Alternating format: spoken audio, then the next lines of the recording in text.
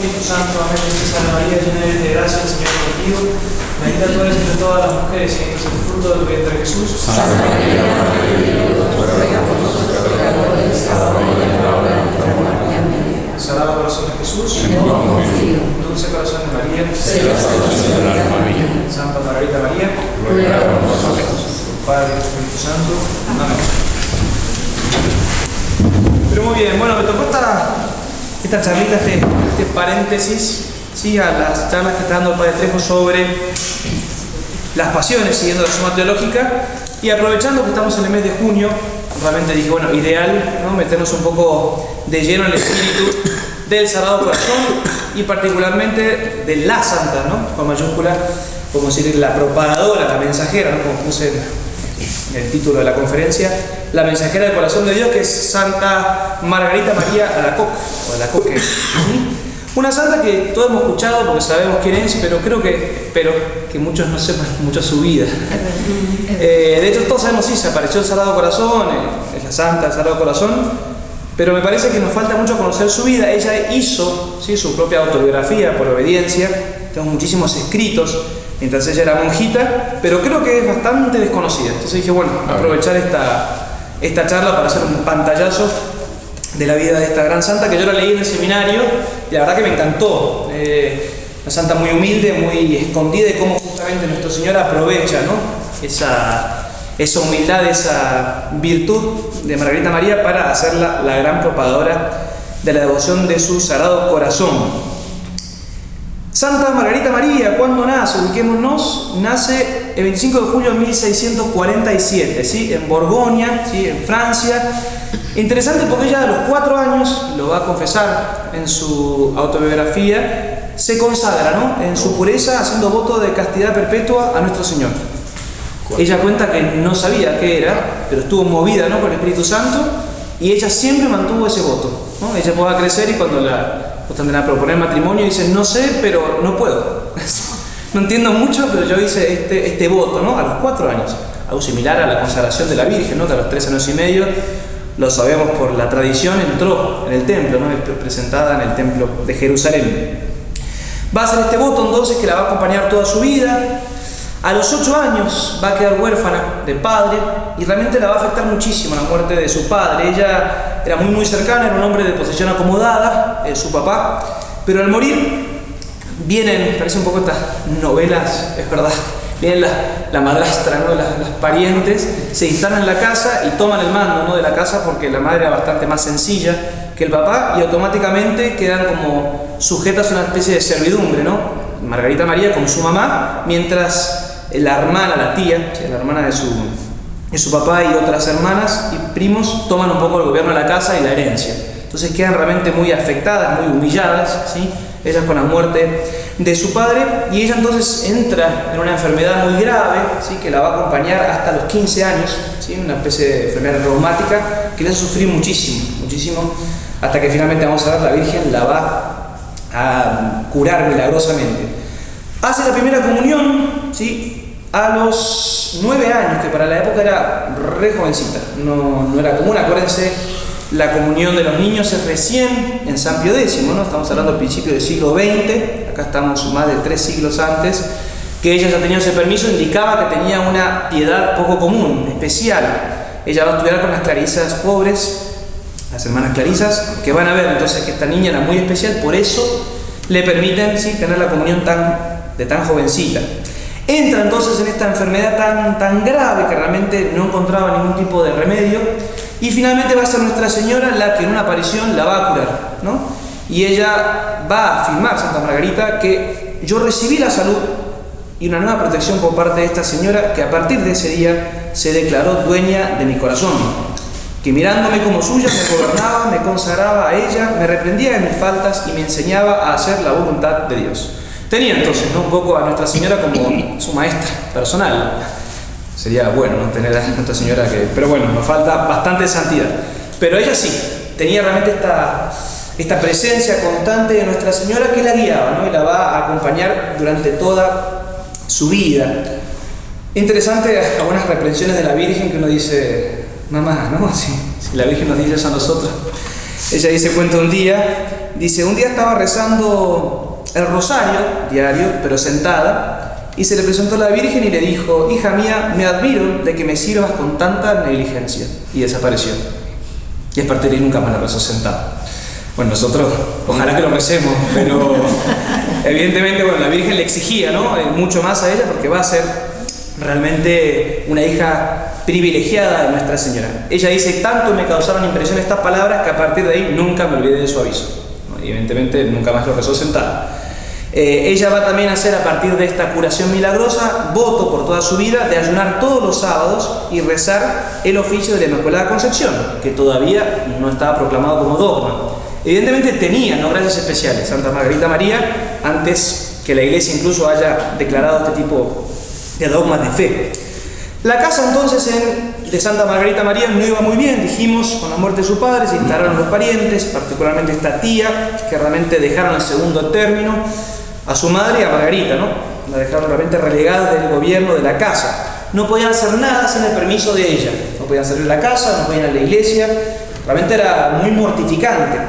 Entonces Margarita María escribe que vuelca, ¿no?, todo su corazón a el Santísimo Sacramento. Dice, bueno, como mi padre ya no está, mi madre realmente está tan acongojada, realmente tan prisionera de su propia casa, que todo mi amor y todo mi consuelo lo voy a encontrar en el Santísimo Sacramento del altar. Pero sí, todo tenía que pedir permiso para ir a la casa parroquial.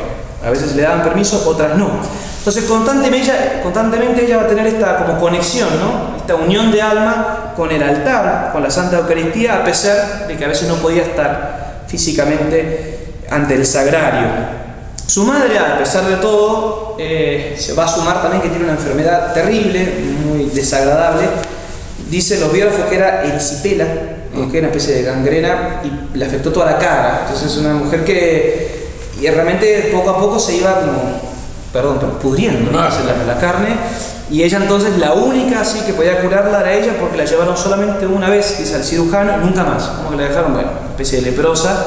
Y ella va a pedir, ¿no?, al Sagrado Corazón que le dé la fuerza, sobre todo para vencer esa repugnancia, porque realmente ella era muy sensible, le costaba muchísimo, ¿no? Y realmente va a ganar realmente esa gracia del cielo, y ella va a acompañar a su madre hasta la muerte, a pesar de lo difícil que se le hacía, ¿no?, naturalmente acompañarla.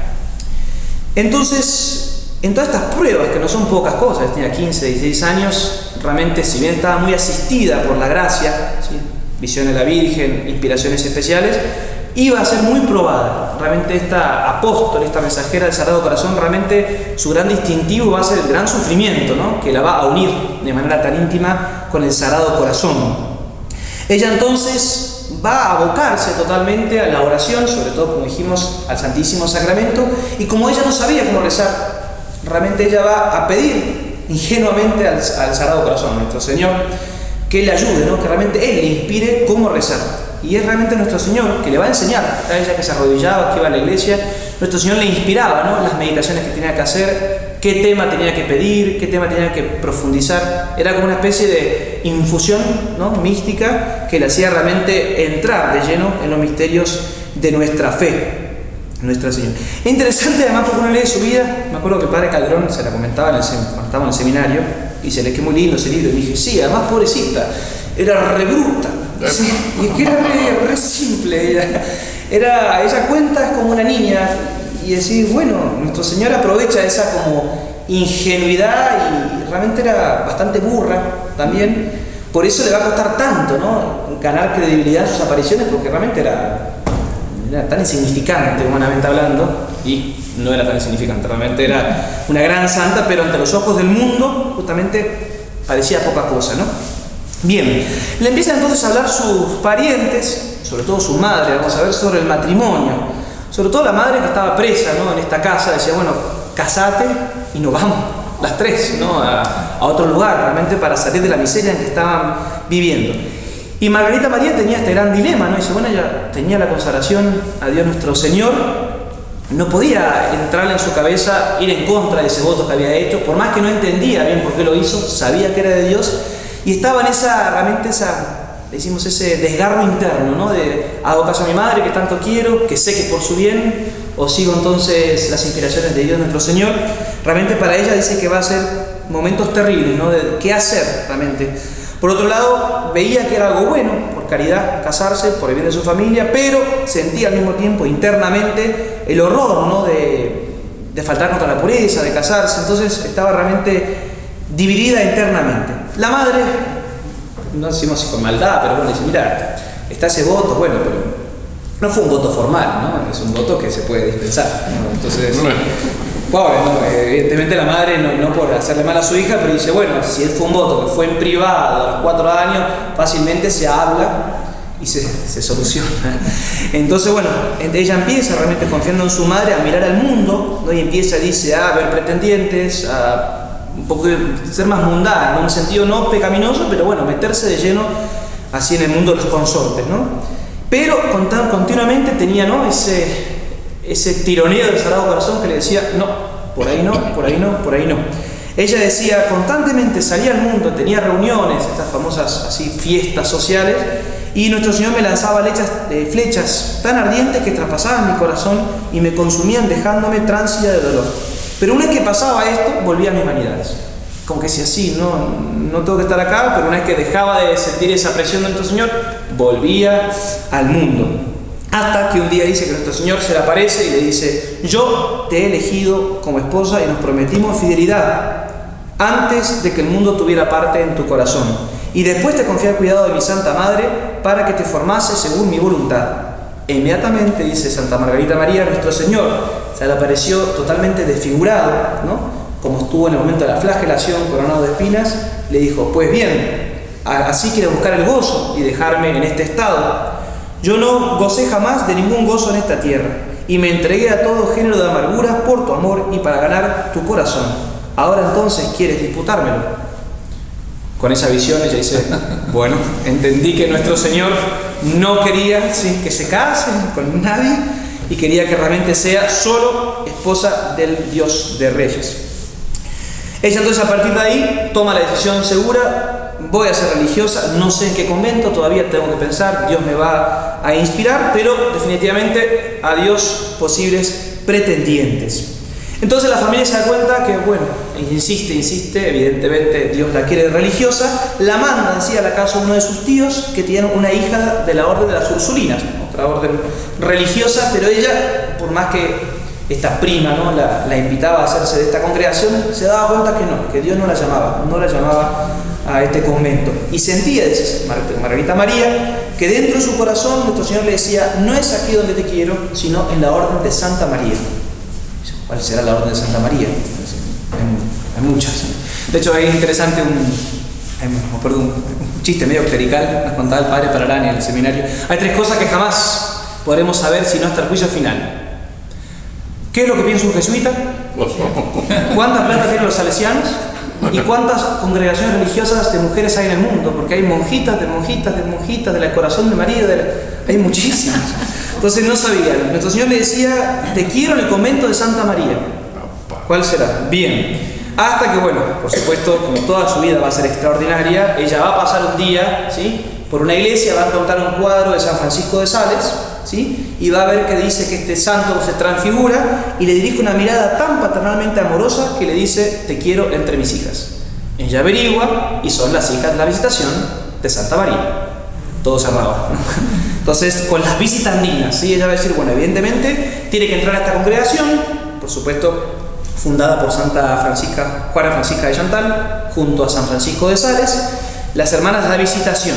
Entonces, es ahí donde tiene que entrar, averigua cuál es el convento más cercano y ella va a entrar en el gran convento, ¿no?, que hoy es el centro de las peregrinaciones del Sagrado Corazón, que será Paralimonial, ¿no?, el convento Paralimonial, los argentinos, es donde justamente ella va a tener todas sus revelaciones y donde ella va a ser finalmente enterrada.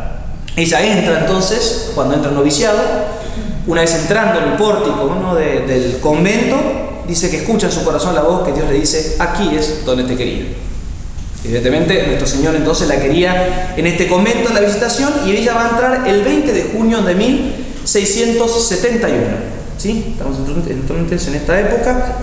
Ella va a hacer 2 meses de postulantado, va a tomar el hábito, ¿sí?, el 25 de agosto de ese mismo año, y nuestro Señor, a partir de ahí, va a dar una especie de cascada, ¿no?, de gracias, de inspiraciones y revelaciones hasta que lleguen a las principales revelaciones que vamos a hablar sobre todo en esta conferencia. Pero ella tenía un constante entonces diálogo así con nuestro Señor y con la Santísima Virgen del Cielo.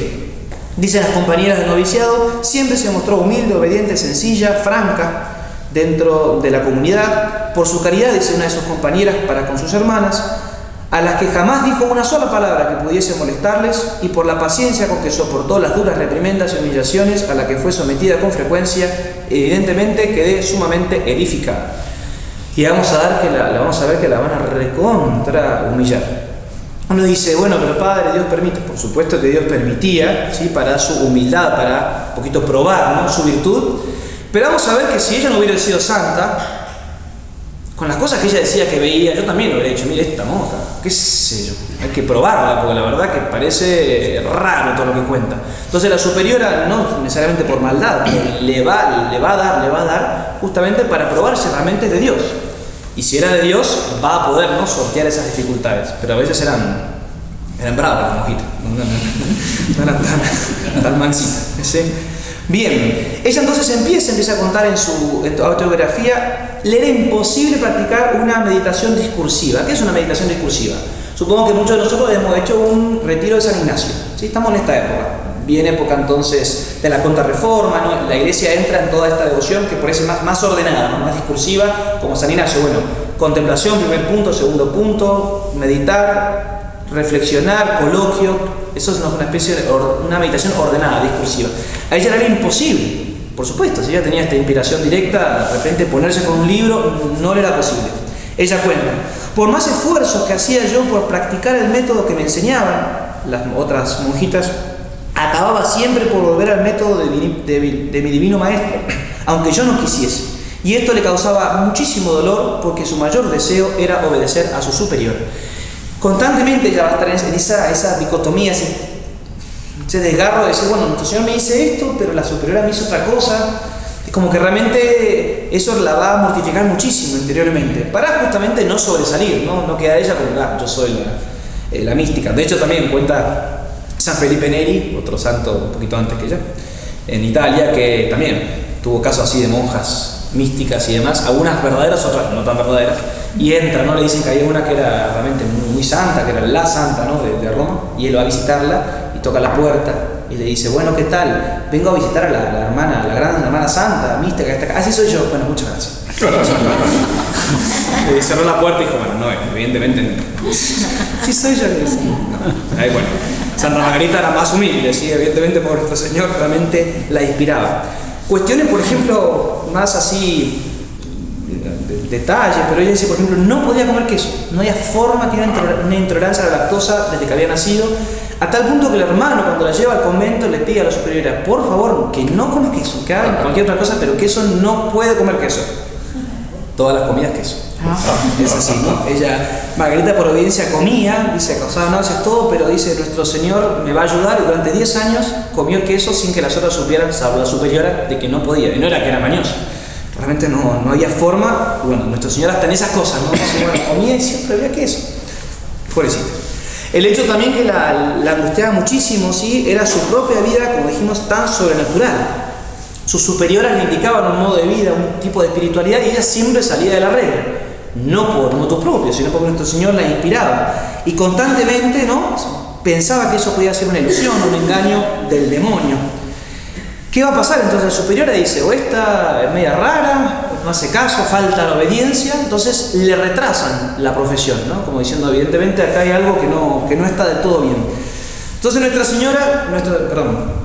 Señor le dice, bueno, ¿qué está pasando? Que no me haces caso a las inspiraciones que te estoy diciendo. Bueno, pero tengo la superiora que me dicen, nuestro Señor, vos me decís otra cosa. Entonces nuestro Señor le simplifica un poco el drama y le dice, bueno, dile a tu superiora que te haré mucho más útil a la religión y a tu congregación de lo que ella piensa, porque no le haces caso. No, porque el otro decía, sea útil a la comunidad y haga caso, ¿no? Porque usted es un elemento que si no ayuda, termina siendo contraproducente, no suma. Dice, dígale que yo le voy a hacer mucho más útil a su congregación de lo que ella piensa. Y por una manera que ella todavía no sabe y que solo la conozco yo.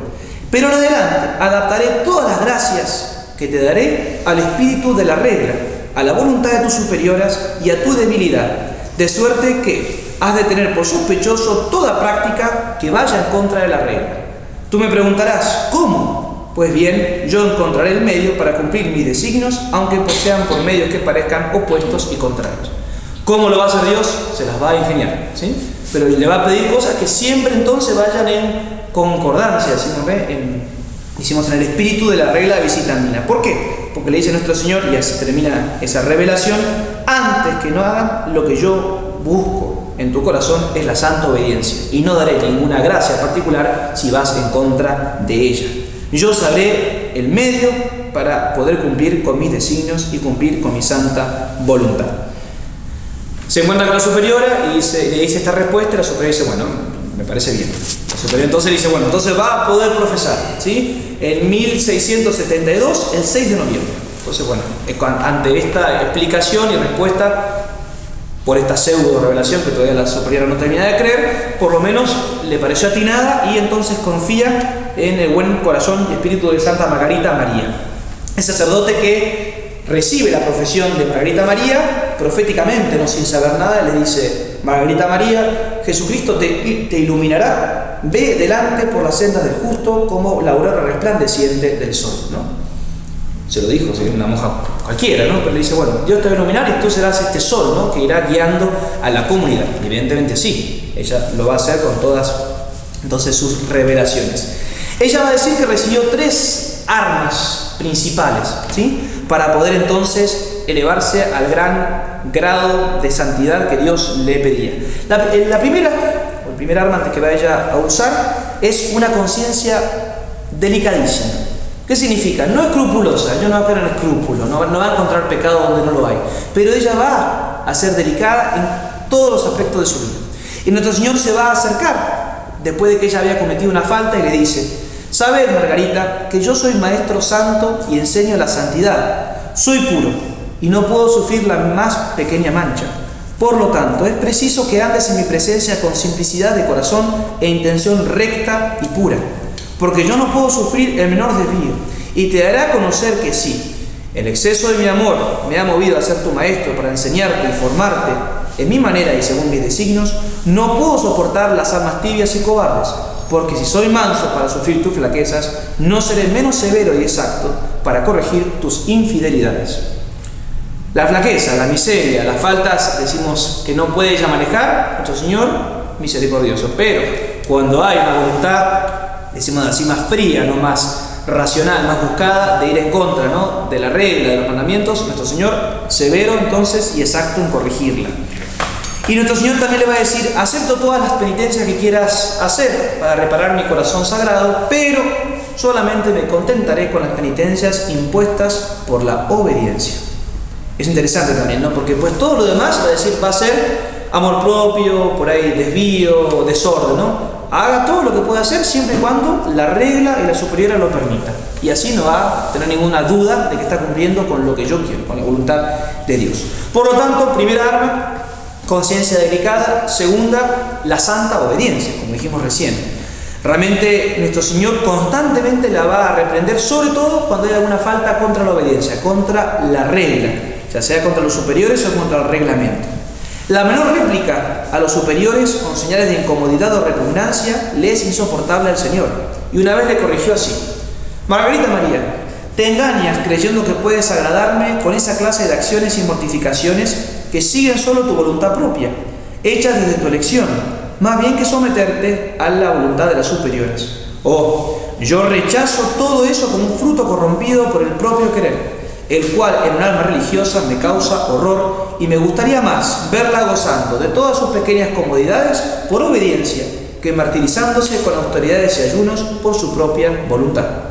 Y eso nos tiene que servir a nosotros también muchísimo, ¿no? A veces uno inventa mortificaciones o ayunos o oraciones y a veces uno dice, mire, no se complica tanto, vaya a misa entre semanas si puede, rece su rosario, confiésese seguido, comulgue y no hace falta por ahí hacer cosas más complicadas. Por supuesto que todo, ¿no?, suma y va en ese espíritu, ¿no?, de la penitencia, de la mortificación, pero no perder lo principal, que es lo que nuestro Señor le marca. Sobre todo la obediencia. Lo otro va a ser un poquito un añadido, ¿no?, un complemento. Y la tercera arma va a ser la Santa Cruz. Ella va a ser realmente su vida, va a ser un calvario por Santa Margarita María, Pobre, no, en realidad ahora está en la gloria y le sirvió, ¿no? Pero realmente va a ser muy mortificada, ¿no? Sobre todo con las cruces que le va a tocar durante su vida religiosa. Se le aparece a nuestro Señor en otra visión con una cruz cubierta totalmente de flores. Una cruz tan alta, dice ella, que no llegaba a ver la punta, ¿no? La extremidad de la cruz.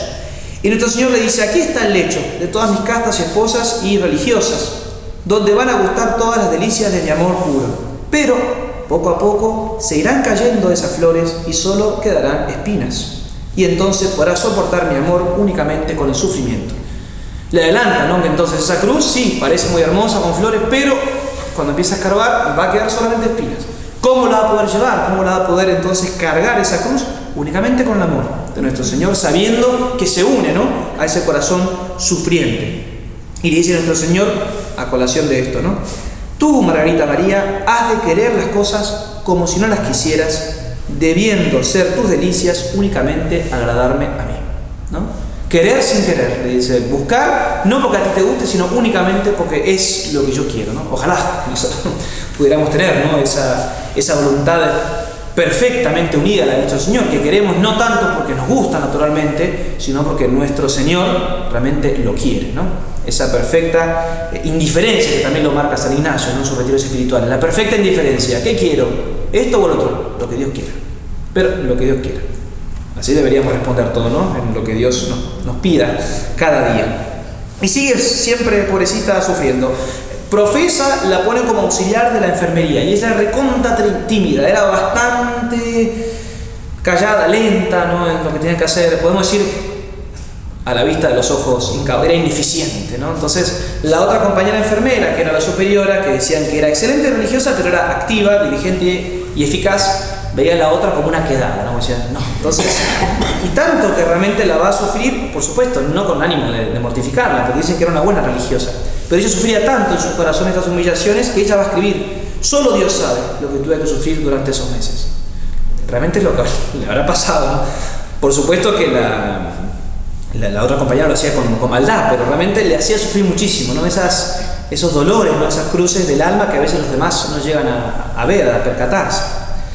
Ella entonces sigue uniéndose a este Cristo, decimos, sufriente, y constantemente nuestro Señor le va a tratar de compartir y hacer partícipe de los sufrimientos, sobre todo de la cruz y de su pasión.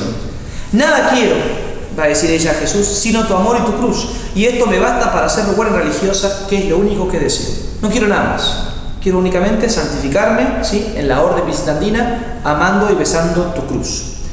En este espíritu entonces, sí, de mortificación, de vida íntima con nuestro Señor, va a tener entonces la primera gran revelación, que van a ser 3, ¿sí?, revelaciones primeras, que podemos decir que son las más importantes, ¿no?, en la que nuestro Señor le revela la principal parte del mensaje del Sagrado Corazón.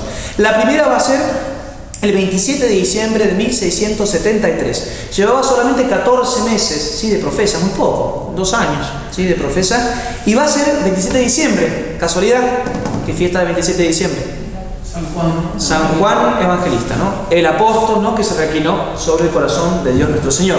No es casualidad que ella va a tener esta primera entonces revelación del corazón sagrado en este día, ¿no? Y va a contar así. Voy a citar lo que ella escribe. Ella estaba arrodillada así ante el Santísimo Sacramento y va a tener esta revelación. Estando yo delante del Santísimo, me encontré de repente toda penetrada por su divina presencia. El Señor me hizo reposar por muy largo tiempo sobre su pecho divino, en el cual me descubrió todas las maravillas de su amor y los secretos inexplicables de su corazón sagrado. Ella no sabe, no puede escribir qué es lo que nuestro Señor le dice, ¿no?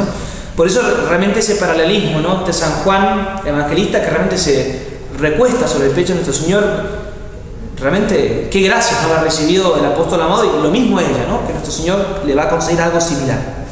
Mi divino corazón, le va a decir nuestro Señor, está tan apasionado por el amor de las almas y en particular hacia ti, que no pudiendo contener en él la llama de su ardiente caridad, es necesario que las derrame valiéndose de ti.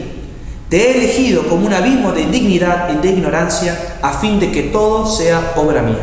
El Señor le dice, porque todos somos nada, ella seguramente más que nosotros, pero le dice, bueno, como vos sos tan, a los ojos del mundo, insignificante y humilde, y bueno, esta obra va a ser totalmente obra mía, no voy a utilizarte a ti como instrumento, pero estoy convencido, y va a ser así, que como ella nada va a adjudicarse como de ella propio, todo va a ser para la gloria de Dios. Y acá está esta primera revelación, esta impresionante, esta visión mística que ella tiene, que dice que el Sagrado Corazón, dice ella, me pidió mi corazón, ¿sí? El cual yo le suplicara que lo tomara, y él lo hizo, poniendo entonces en el suyo adorable el mío, y el mío quedó como un pequeño átomo que se consumía en el horno encendido del suyo, en donde lo sacó como una llama encendida y lo puso nuevamente en el mío. Le saca el corazón, ¿sí? Realmente del pecho de ella, lo pone en el suyo, que lo ve como algo insignificante, ¿no? El de ella dentro del corazón de nuestro Señor, en este horno ardiente de caridad, ¿sí? Como decimos en las letanías, y se lo pone de vuelta, ¿sí? Inflamado de esa caridad. He ahí entonces, mi bien amada, dice el Sagrado Corazón, una preciosa prenda de mi amor, que encierra en tu costado una chispa de sus más vivas llamas. De tal forma te marcaré con la sangre de mi cruz, que te reportará más humillaciones que consuelos. Y como prueba de que la gracia que te acabo de conceder no es nada imaginario, aunque he cerrado la llaga de tu costado, quedará permanentemente su dolor, y hasta el presente entonces serás no solamente mi esclava, sino mi discípula muy amada de mi corazón sagrado. Realmente le dice, para que no piense que va a quedar con la llaga constantemente sintiendo, ¿no? esa apertura, ¿no? Ese costado abierto del corazón de nuestro Señor. Y realmente ella dice que termina esta revelación, ella cae postrada, ¿no? Extenuada, y por muchísimos días se sintió totalmente quemada, como embriagada, ¿no? Por este corazón del pecho que constantemente la encendía, y ni siquiera podía hablar. Entonces, uno ahora sabe que es santa y todo, pero imagínense las compañeras, ¿no? Ella cae, no sé, estaba en el Santísimo, estaban hablando del Santísimo, nosotros el primer viernes, de repente una cae al piso, no sé, como exaltada, no puede hablar, prendía fuego en el pecho. Así que es normal que la superior haya dicho que hay algo raro, es decir, por eso la van a probar, ¿viste? Pero uno dice, qué malas que eran, pero bueno, es cierto, pero nos ponemos en esa situación y por lo menos era raro, daba qué pensar, ¿sí? Ella entonces ni siquiera podía hablar. Dice que la superior le preguntaba, bueno, ¿y qué pasó? No podía hablar.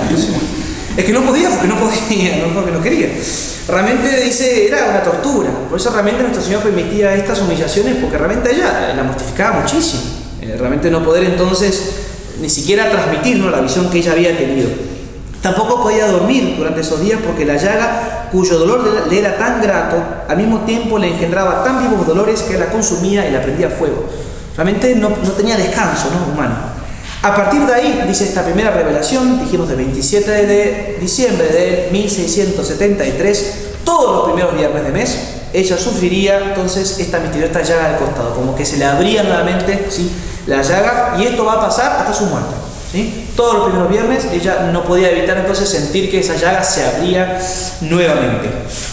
Eran estos los momentos particulares elegidos por nuestro Señor en los cuales le abría su corazón, ¿no? Vamos a ver que el resto de las revelaciones van a ser siempre un primer viernes. Entonces constantemente nuestro Señor va a aprovechar ese sufrimiento de ella místico para revelarle mayores gracias. Entre las visitas y revelaciones de nuestro Señor, una le dijo, busco una víctima para mi corazón, Margarita María, que quiera sacrificarse como hostia de inmolación para que se cumplan mis designios. Y ella en su gran humildad le empezó a decir a distintas monjitas que eran muy buenas. Dice, sí, tal, esta otra. Entonces le dicen, no. Dice, pero el Señor le dijo que no, que era ella la que había sido escogida. Y esto no era sino ocasión de confusión para Margarita María, pues su temor era que llegasen a atribuir a ella las gracias que nuestro Señor le daba. Ella no quería, realmente le va a decir, ser la mensajera, porque tenía miedo que digan, claro, la gran santa, no, es nuestro Señor. Por eso lo que tenía algo de ingenuo, realmente uno sonríe cuando lee la vida, porque dice, sí, realmente qué sencillez de alma, ¿no? Nuestro Señor y nuestro Señor al mismo tiempo le responde tan sencillamente también. Entonces es un diálogo muy precioso. Bien, entonces, primera revelación, este corazón que le quita del pecho, lo pone en el corazón sagrado y se lo devuelve. Segunda revelación, 2-3 meses después de la primera aparición, también un primer viernes, ¿sí? Se produce una segunda. Dices Margarita María, de repente, ante el Santísimo Sacramento, el divino corazón de nuestro Dios se me presentó en un trono de llamas, más brillante que el sol, resplandeciente y transparente como el cristal, con una llaga adorable, abierta, rodeado de espinas, que es como justamente lo vamos a siempre a representar, el Sagrado Corazón, rodeado de espinas, abierto, con fuego y la corona de espinas rodeándolo. significando las punzadas producidas por esas espinas que son nuestros pecados, y una cruz en la parte superior. Es decir, es importante esta revelación porque ve exactamente cómo se representa el Sagrado Corazón siempre. Nuestro Señor, su corazón con la cruz, coronado de espinas y encendido en llamas. Entonces nuestro Señor le presenta este corazón y le va a decir: Margarita María, quiero que se honre mi corazón bajo la figura de un corazón de carne, cuya imagen quiero ver expuesta y llevada por todos lados y puesta sobre tu corazón. Ella realmente va a ser su primera estampa, que ella la pone constantemente en su pecho, y es la estampa, ¿no?, que se empieza a difundir en ese momento. Todos aquellos que tengan expuesta esta imagen de mi corazón de carne humano, yo esparciré gracias y bendiciones por donde quiera que esta santa imagen esté expuesta, para tributarle honores, y que tal bendición sería como un último esfuerzo de mi amor, deseoso de favorecer a los hombres para apartarlos del imperio de Satanás, que pretende arruinar y condenar a los hombres. Es interesante, entonces nuestro Señor va en esta segunda revelación a mostrar que no estamos hablando de un corazón espiritual, el alma, no, es nuestro Señor, el corazón de Dios hombre, ¿sí? Y le va a decir: quiero que lo representen de esta manera. Curioso, ¿qué va a pasar con el corazón inmaculado? Lo mismo, ¿qué le va a decir a Sor Lucía? El corazón inmaculado traspasado por la espada, ¿no? Va a aparecer rodeado, ¿no?, por esta corona de rosas, pero lo mismo, ¿no? Tanto nuestro Señor como Nuestra Señora quieren la devoción a sus corazones sagrados, y de una manera bien particular y bien entendido, ¿no?, de manera bien carnales y bien humanos, para que realmente son corazones que conmiseran, podemos decir, que tienen misericordia, piedad de la humanidad corrompida. Y en esta revelación tenemos las famosas 12, ¿se acuerdan? 12 promesas, ¿sí?, que nuestro Señor realmente promete a todos sus devotos, que la voy a leer rápidamente porque siempre viene bien recordarlas. Primera promesa, dice: aquellos que veneren públicamente el corazón de nuestro Dios. Yo daré todas las gracias necesarias a su estado, a cada uno, donde Dios lo ponga. Gozarán de paz en sus familias. Los consolaré en todas sus penas. Yo seré su refugio seguro durante la vida y sobre todo en la hora de la muerte. Derramaré abundantes bendiciones en todas sus empresas. Los pecadores encontrarán en mi corazón el manantial y el océano infinito de la misericordia. Las almas tibias se volverán fervorosas. Las almas fervorosas subirán rápidamente a una gran perfección. Bendeciré las casas en que esté expuesta y sea honrada la imagen de mi corazón sagrado. Daré a los sacerdotes el don de mover los corazones más endurecidos. Las personas que propaguen esta devoción tendrán su santo nombre escrito en el corazón y jamás se borrará de él. Y yo les prometo, en el exceso de mi misericordia, de mi amor todopoderoso, concederé a todos aquellos que comulgaren el 9 primeros viernes de mes, sin interrupción, la gracia de la perseverancia final. Entonces el Señor no sabe más que ofrecer, ¿no? Como diciendo, es como que no sabe más, ¿qué más puede ofrecer? Realmente dice, bueno, sean realmente devotos de este corazón, que es el camino más seguro, más fácil realmente para salvarnos, ¿no? Bueno, Margarita María entonces va a ser la mensajera de todas estas promesas, ¿sí? Sigue siendo para ella realmente una mortificación inmensa, porque nuestro Señor le dice todo esto, pero todavía no digan nada. No, aguantarse, ¿sí? No digan nada. No se puede decir a nadie, ni al confesor, ni a lo superior. Entonces ella queda con todo este mensaje realmente solo, ¿sí?, guardado en el corazón de su alma. No había llegado su hora. Y constantemente entonces tenemos la oposición de la comunidad, que la ven de vuelta, como una falsa mística, ¿no?, como una embustera. Tercera revelación, ¿sí?, de vuelta al primer viernes de 1674, ¿sí? La primera, dijimos, fue en 73, menos un año después pasaron 2 más. Fiesta entonces, primer viernes de mes, junio, ¿sí?, fiesta de Corpus Christi, más o menos en esta misma época que estamos nosotros ahora. Cuenta de vuelta a ella: se hallaba expuesto al Santísimo Sacramento después de sentirme retirada en mi interior por un recogimiento extraordinario de todos mis sentidos y potencias. Jesucristo, mi amado, se presentó delante de mí y como el divino mendigo se quejó del desamor de los suyos y pidió reparación. Y le va a pedir distintas gracias. Primera, le va a decir: comulgarás tantas veces cuanto puedas y la obediencia te lo permita para reparar mi corazón. Ya entonces buscamos, ¿no?, vamos entendiendo esta idea de comunión reparadora que vamos a ver, el Señor se lo va a especificar de manera bien concreta con la comunión de los primeros viernes. Comulgarás entonces seguido. Segunda petición de nuestro Señor: todos los jueves a la madrugada, es decir, del jueves al viernes, te haré partícipe de aquella mortal tristeza que yo sentí en el huerto de los olivos, tristeza que te reducirá a una especie de agonía más difícil de sufrir que la misma muerte. Evidentemente estaba sostenida, ¿no? Pero era... Entonces le dice, bueno, a partir de ahora, todos los jueves tendrás. ¿Y cómo va a ser entonces? Para acompañarme con tu humilde oración, como yo la hice entonces esas horas a mi Padre en medio de la angustia y mis congojas, te levantaré entonces yo, por inspiración divina, ¿no? A las 11 de la noche hasta las 12, para que te postres durante 1 hora conmigo, el rostro en el suelo, tanto para calmar la cólera divina, pidiendo misericordia por los pecadores, como también para suavizar en cierto modo la gran amargura que sentí yo al ser abandonado de mis apóstoles, que ni siquiera pudieron velar 1 hora conmigo, ¿no? Entonces, bueno, los apóstoles no pudieron, todos los jueves 1 hora, entonces, para realmente acompañarme, ¿no? En esa hora que estuve tan solo. Nuestro Señor entonces se presenta y sigue entonces quejándose. Nuestro Señor va en esta tercera revelación sobre todo a hacer muchísimo hincapié en esa ingratitud, ¿no? En ese, decimos, abandono, ¿no? De los hombres, sobre todo en el huerto de Getsemaní. Dice, las ingratitudes y el desconocimiento de los hombres fue lo que más me dolió de todo lo que sufrí durante mi pasión.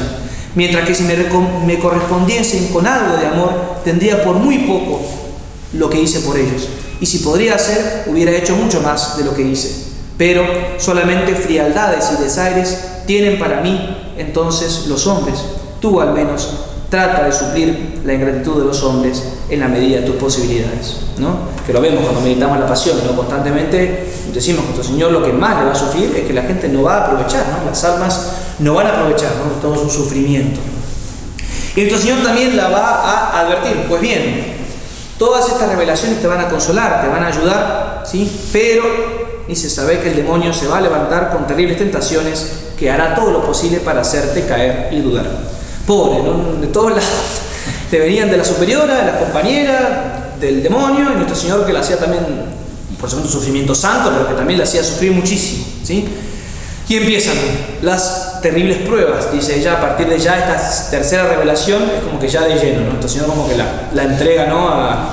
Un poco al enojo, ¿no? Y el desprecio de sus compañeras. Va a caer desmayada entonces después de esta tercera revelación, realmente sin poder recuperar sus fuerzas. Sus hermanas entonces, cuando ven que se cae, ¿no? Durante la adoración, la llevan, ¿no? A la Madre Superiora, y viendo que ella no podía ni hablar ni sostenerse, y como estaba arrodillada a sus pies, la mortifica, la humilla con todas las fuerzas que pudo, como diciendo, al frente de toda la comunidad, como diciendo, mentirosa, orgullosa, ¿no? Todo eso. Margarita le cuenta entonces de lo que había sucedido, pero de vuelta, ¿no? La humilla más todavía, ¿sí? Por pretender ella ser digna, ¿no? De estas revelaciones, ¿sí? Entonces ella guarda realmente esta humillación en su corazón y empieza con una fiebre continua, constante, con muchísima temperatura. No le pueden bajar la fiebre, no pueden bajar la fiebre. ¿Por qué? Porque estaba totalmente abrazada, ¿no? De este amor divino. Realmente la superior dice, pasan los días, no le baja la fiebre, tiene todo esto, y bueno, acá hay algo raro. Entonces afloja, ¿sí? La superior dice, bueno, a ver, por ahí hay algo que me excede, y le dice, bueno, pida a Dios, le dice, por la santa obediencia, su curación, y de esta forma veré si su espíritu es de Dios o no lo es. Entonces, bueno, si te curás, vamos a ver, vamos a empezar a hablar si realmente esto es. Por supuesto que ella pide, ¿no? A la Virgen, sobre todo, y Nuestra Señora entonces le va a conceder instantáneamente la curación. La superiora dice, bueno, hay algo raro, ¿no? Entonces dice, esta sigue con sus visiones, evidentemente es una santa, no sé qué hacer, consultemos a los teólogos. Dice, que vengan los teólogos de Francia para ver un poco si esto es de Dios o no. Por otro lado, uno dice, bueno, pero parecía que todo era de Dios. Yo interesante también la vida de San Felipe Neri, entre las otras monjas que fue a tocar la puerta y ver, había una que realmente era santísima, una que le consultaban hasta los cardenales, los papas, realmente una mujer que tenía profecías, tenía se ponía en éxtasis, flotaba, realmente una mujer tenía visiones extraordinarias, ¿no? Y realmente era muy santa, muy santa. Pero Felipe Neri dice, no me cierro. Meses, dice, le hacía un exorcismo y ella se conociendo, pero bueno, lo voy a hacer porque por obediencia, pero esto es de Dios, es de Dios. Y después de meses de exorcismos, estaba recontra endemoniada. Y ella había hecho cuenta de él, porque después ya va el demonio a hablar por boca de ella, había hecho esto a los 10 años hasta una carta de vender el alma con su sangre. Como que era bien brava, pero justamente estaba totalmente camuflada por ángel de luz, ¿no? Y realmente todos, hasta los cardenales, todos la tomaban como una profetisa. Y el gran santo dijo, no, acá hay algo raro. Insistió durante meses, ¿no? Haciendo exorcismos hasta que finalmente dijeron, no era tan santa. Entonces, entendamos, ¿no? Que era normal también poner un poquito en el crisol, ¿no? Estas revelaciones de Margarita María. Por más que parecía realmente buena, el demonio se busca la manera, ¿no?, de realmente engañar, incluso a los hombres más prudentes.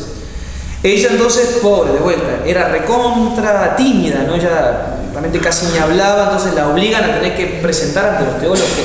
Ella era monjita en esa época, imagínense, ella tener que hablar con todo un grupo de canónigos, de teólogos, sacerdotes, sobre estas cosas que a ella tanto la acongojaba, realmente le hacía muchísima violencia, ¿no? Por supuesto que los teólogos no le creen, ¿sí? Los sacerdotes que van le dicen no, y le dicen que es una visionaria, que realmente le pidieron por obediencia que deje, ¿sí?, de dejarse llevar por estas inspiraciones, y uno de ellos le dijo: mire, a la superiora, procuren que esta hija de Dios se alimente un poco mejor y todo va a estar mejor. Pues se nos coma un poco porque está pobrecita, ¿no? Ella realmente, y seguramente creaban queso,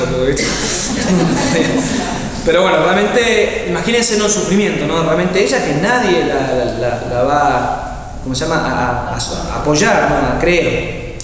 Se va a empezar a decir entonces, en la comunidad cuenta ella misma en su biografía, que el diablo era el autor de todo lo que le sucedía.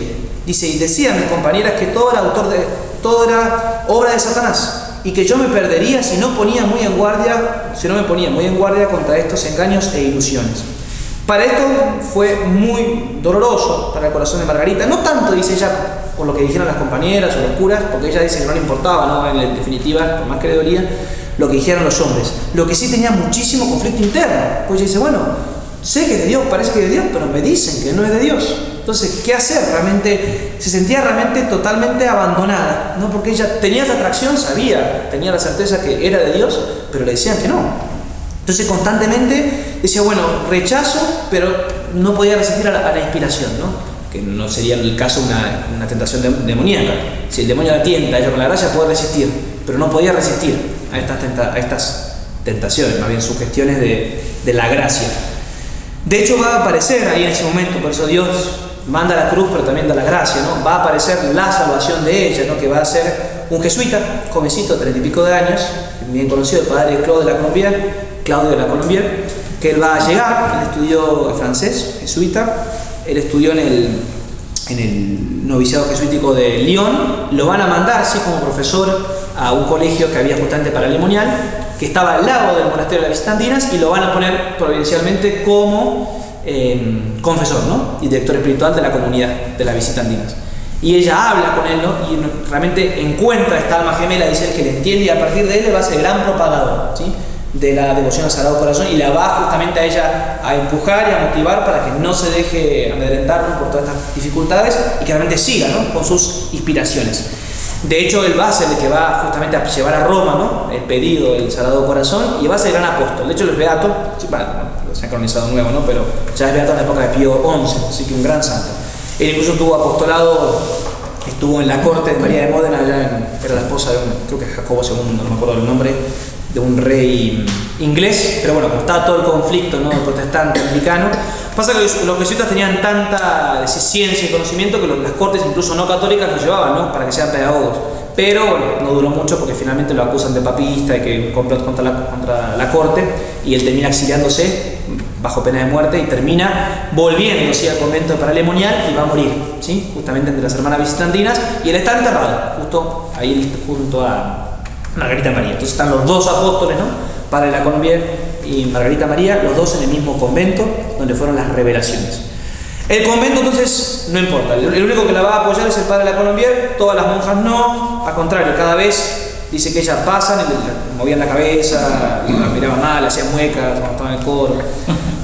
También no era muy vistosa tampoco, por última puedo decir que era rara, pero tampoco burlarse, ¿no? Bueno, algunas dicen que pasaban y le decían que era una visionaria y que yo era la personificación de todo el escuadrón de los demonios, un peligro evidente y una gran amenaza para toda la comunidad. Llegó hasta el punto que algunas pasaban por al lado, dice, y me tiraban agua bendita cuando pasaban.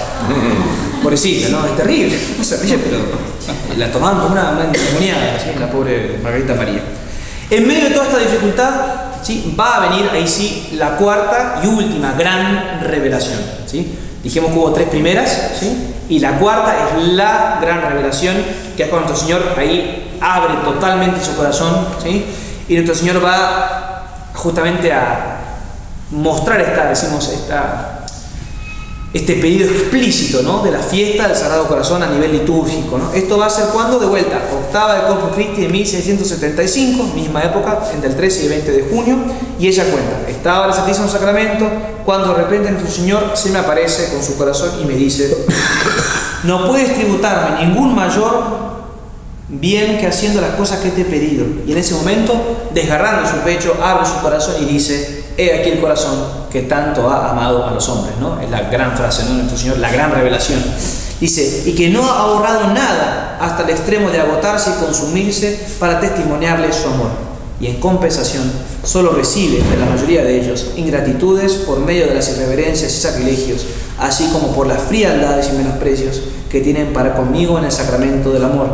Pero lo que más me duele es que se porten así los corazones que se me han consagrado. Ese gran reproche, ¿no?, nuestro Señor, que dice: todo he dado, no he ahorrado nada, y hay solamente indiferencia y menosprecio, que es lo que justamente leemos en el acto de reparación. Recuerdan el primer viernes, justamente citando las mismas palabras de nuestro Señor. Y sobre todo, lo que va a decir él, justamente va a echar en cara a las almas consagradas, ¿no?, que justamente en esta época que haya muchísima tibieza, ¿no?, realmente entre los mismos religiosos y sacerdotes. Por eso va a concluir el Sagrado Corazón: te pido, Margarita María, que el primer viernes después de la octava de Corpus Christi se celebre una fiesta especial para honrar mi corazón, y que se comulgue dicho día para pedirle perdón y reparar los ultrajes por él recibidos durante el tiempo en que ha permanecido expuesto en los altares. También te prometo que mi corazón se dilatará para esparcir en abundancias las influencias de su divino amor sobre todos aquellos que lo honren y le tributen alabanza. Realmente es la gran revelación, porque el Señor ahí dice: bueno, ¿cómo reparar? ¿Cómo realmente compensar toda esta ingratitud? Con la comunión reparadora. Y particularmente con la fiesta del Sagrado Corazón, que va a ser justamente este viernes, ¿no?, el viernes siguiente, ¿sí? Vengan todos los que están acá. Después, si no vienen después de esta charla, realmente es un desastre. Voy a anotar los nombres. Hay que realmente justamente venir, sobre todo con los primeros viernes, pero sobre todo las fiestas, ¿sí?, de Sagrado Corazón, la fiesta anual, ¿sí?, el viernes entonces después de Corpus Christi. El padre Claudio de la Colombiana entonces va a fomentar, entonces a realmente ayudar muchísimo a Santa Margarita María para que esta revelación realmente se empiece a difundir. Acuérdense que ella era monjita, la clausura, ¿cómo puede salir?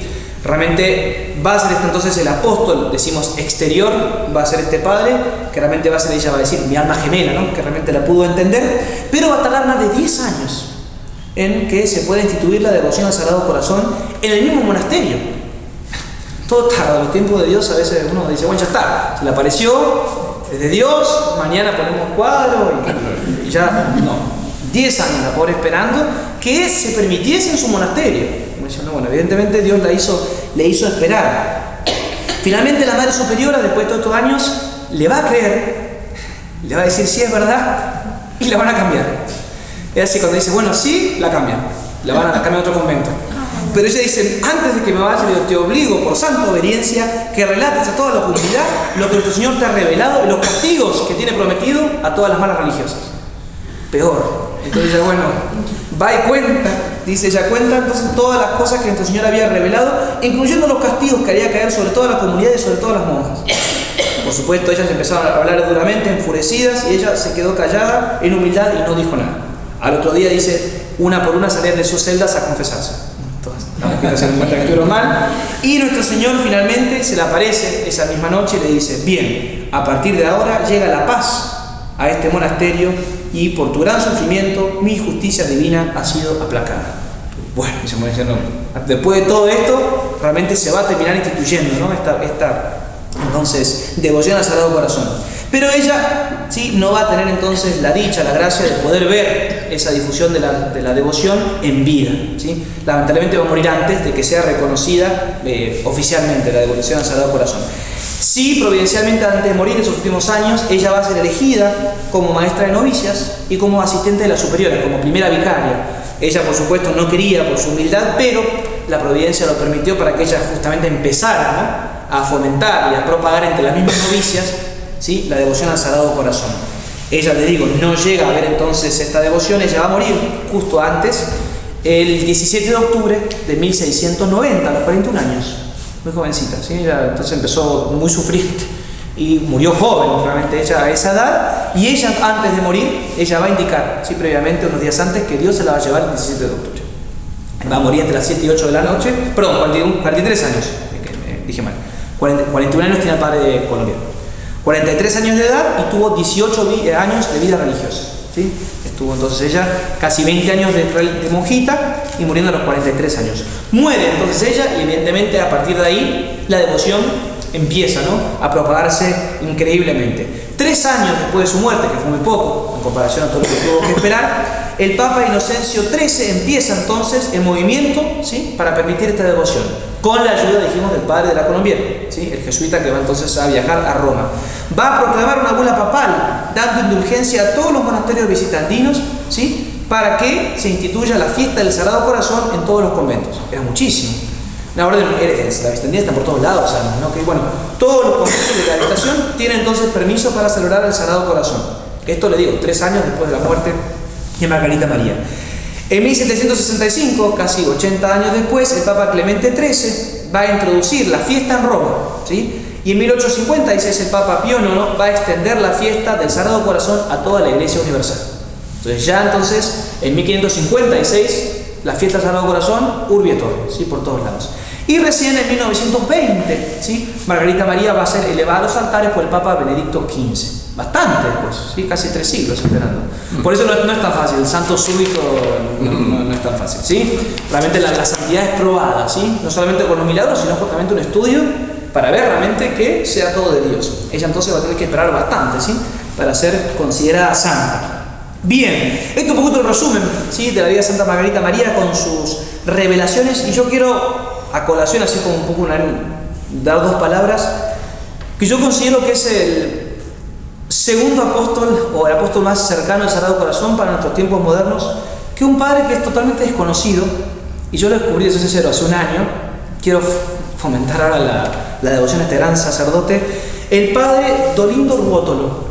Padre Dolindo Ruotolo era un sacerdote napolitano, ¿sí?, nace en 1882, muere en 1970, contemporáneo del Padre Pío, y el Padre Pío va a decir una vez: todo el paraíso del cielo está en el alma de este sacerdote, ¿no? Va a ser taumaturgo, va a tener bilocación, va a tener visiones no realmente proféticas, y realmente él va a ser el gran propagador, decimos, del Sagrado Corazón en la sencillez, dice él, del que el Sagrado Corazón nos exige. Constantemente él va a fomentar, y va a ser la gran devoción que él va a terminar repartiendo en Italia por todo el mundo, la devoción del santo abandono al corazón sagrado. Dice, entrar en esa simplicidad, ¿no?, realmente de ese corazón que todo lo ha dado, nosotros abandonémonos en ese corazón, ¿no? Y él va a tener una novena preciosa, que si quieren se las puedo pasar después de manera privada, se llama la novena del abandono, ¿no? Justamente, y el Sagrado Corazón, en las revelaciones que él tiene, porque tiene las revelaciones del corazón de nuestro Señor, le va a decir: ¿por qué complicarse?